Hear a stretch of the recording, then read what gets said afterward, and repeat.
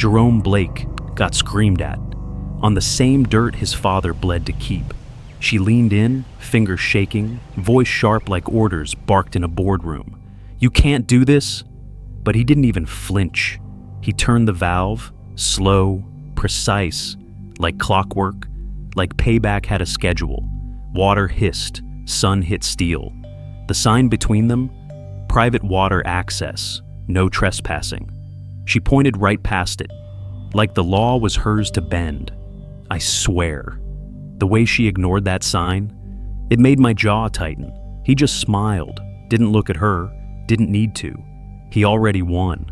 He didn't always live here, didn't always wear boots with dust in the seams. But this land, this dirt, it knew his name before he was born. Jerome Blake left Clear Hollow the day after his father's funeral. No big speech, no gathering, just folded the flag, closed the gate, gone. Washington took him in. 12 years on the Federal Water Infrastructure Board. He ran pipelines through deserts, untangled lawsuits like fishing lines.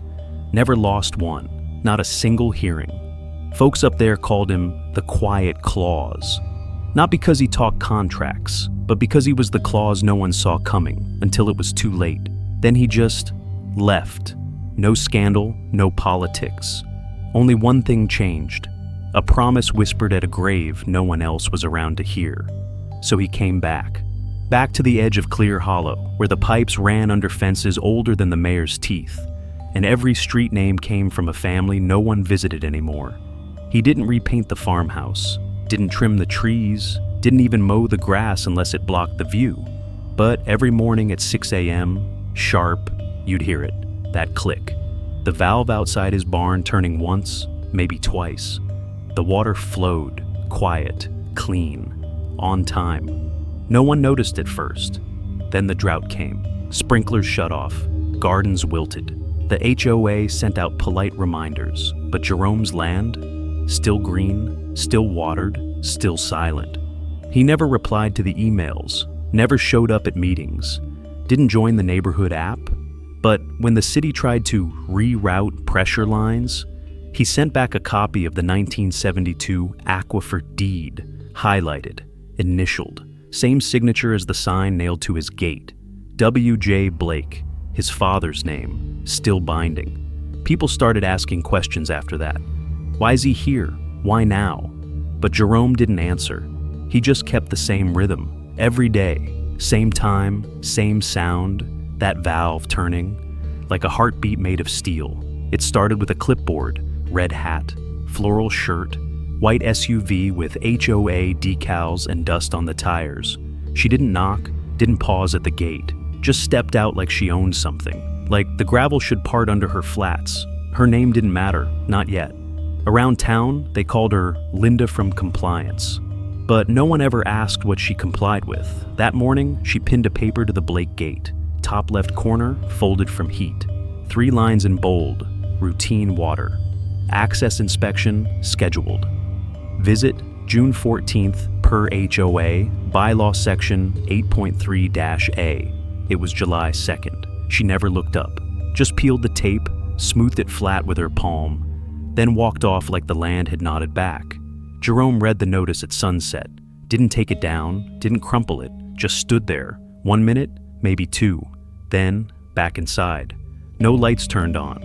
The next morning, she returned, not alone. 2 clipboard men this time. Same shirts, same logos, same silence.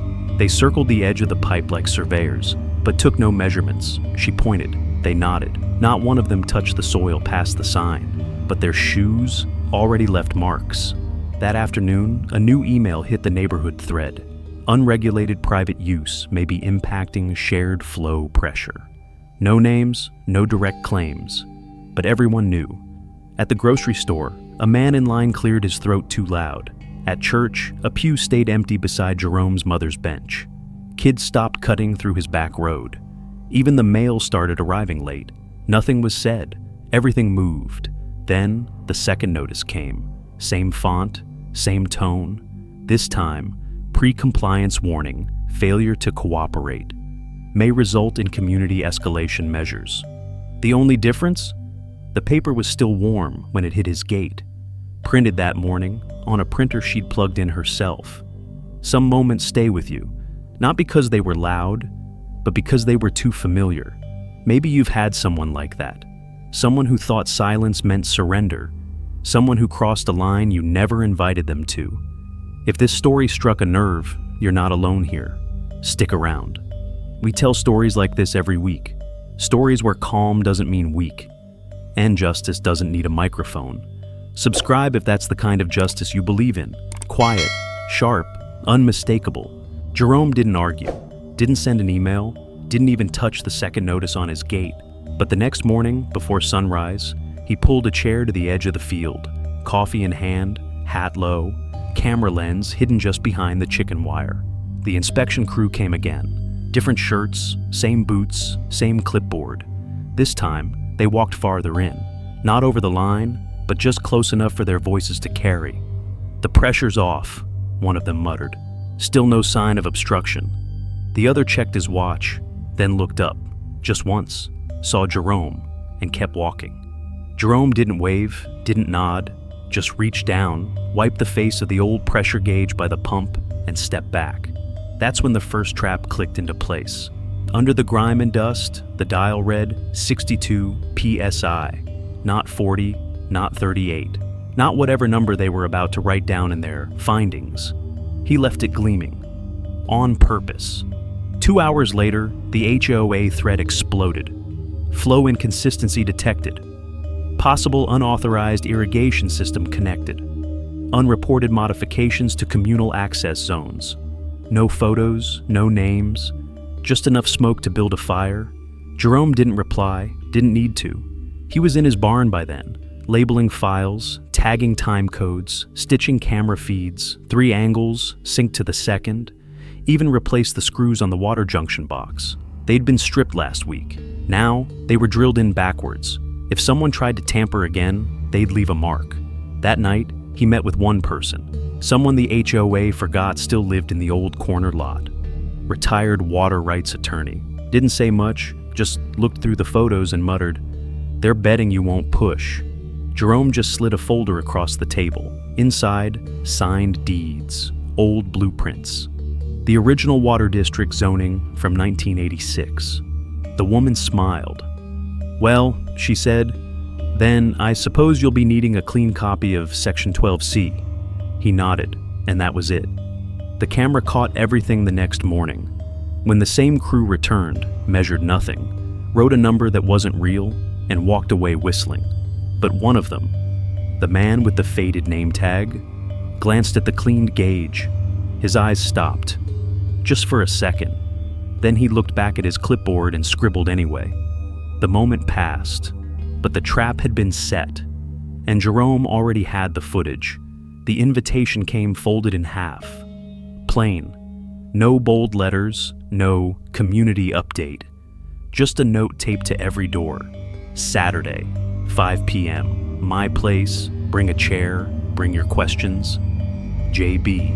No one quite knew what to expect. Jerome hadn't spoken since the inspection, hadn't posted, hadn't replied, just turned his sprinklers on twice a week, right on schedule. But when Saturday came, they showed up. Older couples, young families, even 3 members of the HOA board. He greeted everyone the same, a nod, a handshake, a quiet, "Glad you came." The grill was hot, lemonade cold.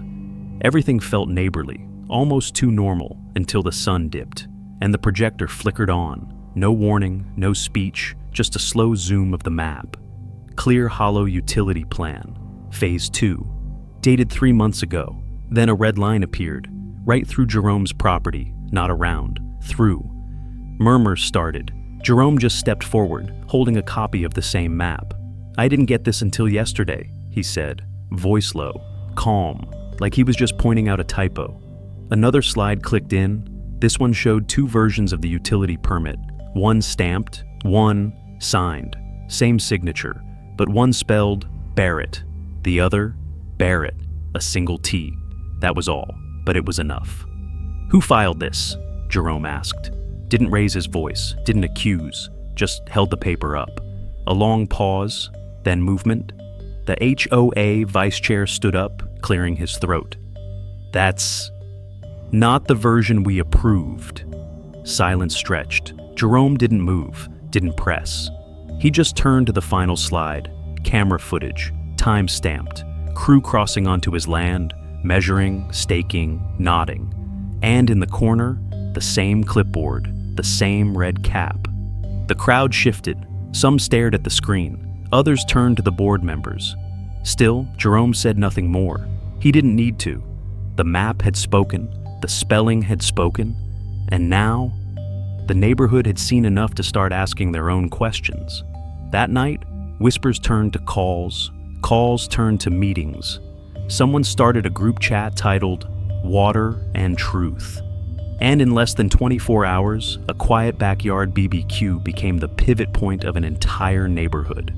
3 days later, Jerome got a notice taped to his gate. Legal letterhead, official tone, cease and desist. Claim he was hoarding a shared water source, obstructing community flow, violating the spirit of neighborly cooperation. Signed, Clear Hollow, HOA Legal Counsel. But everyone already knew. The spirit of this had died long ago. Still, Jerome didn't respond, not in court, not on email. He waited for the right place and the right audience. It came fast. An emergency community session was called, held in the church rec room. Neutral ground, chairs scraped, thermostat clicked. People fanned themselves with handouts. Jerome sat in the back, folder in hand, eyes steady. Then she walked in. Red cap, white heels, gray folder, her smile too wide, too ready.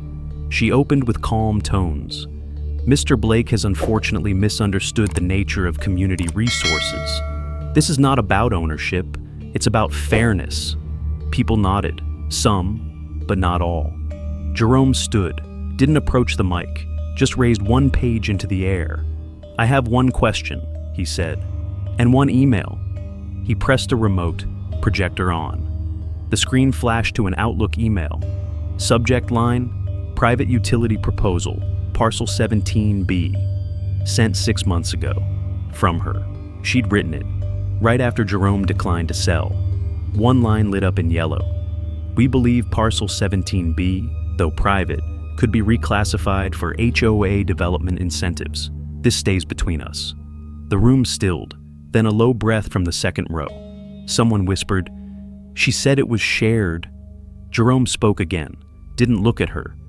"You claimed it was public, but called it private when it suited you." He clicked once more, another email, same sender. This one, a pitch to developers, promising the water line would be secured soon. No mention of permission, no mention of easement. Only one sentence stood out in bold. "No public pushback expected. He's not the confrontational type." The room turned. Her chair squeaked as she shifted. "That was taken out of context," she snapped. Jerome didn't answer, just gathered his papers, closed the folder, nodded to the board, and walked out. She stood there, still holding her speech, but no one looked. Outside, Jerome pulled on his gloves. Sprinklers ticked on across his lawn. And inside the room, someone said what everyone else was thinking. "It's not just water anymore." 6 a.m. The same sound every morning, metal, turning, water, flowing. Jerome didn't look up, didn't wait for anyone.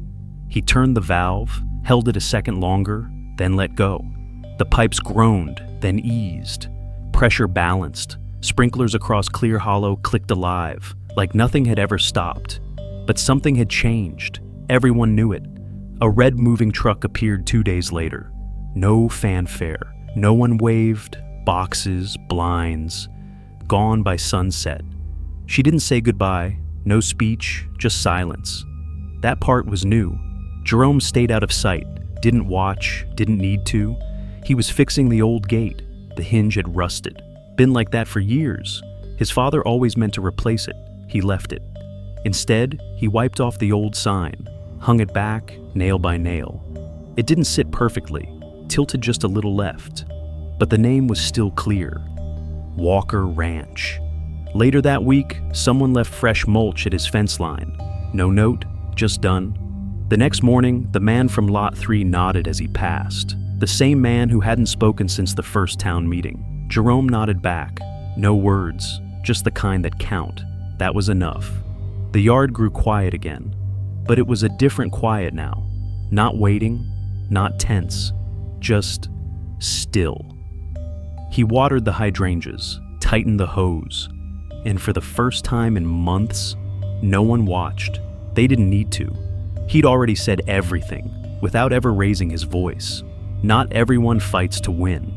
Some just wait for no one to touch what they've guarded too long. The sign didn't shine, but it stood. Old wood, crooked nail, name still carved. No one touched it again. Jerome didn't repaint it, didn't fix the angle. Some things are meant to lean a little. The soil was dry that summer, the kind that remembers boots and silence. Every morning, same sound, water, metal, click. It wasn't just irrigation, it was rhythm, memory, a kind of peace paid for in full. People asked less now, watched more, helped when it mattered. The loud ones moved on, the quiet ones stayed longer. He never said much, but sometimes he'd rest his hand on the fence, the one his father built, splinters and all, and just look out, at land that stayed, at rules that held, at justice. That didn't need applause, because real power is never loud. It shows up, does its work, then leaves no mess behind. The sign still leans. But maybe that's the point. Some things don't need to be perfect, just left in peace, and protected by the ones who know when to stay silent and when to turn the valve.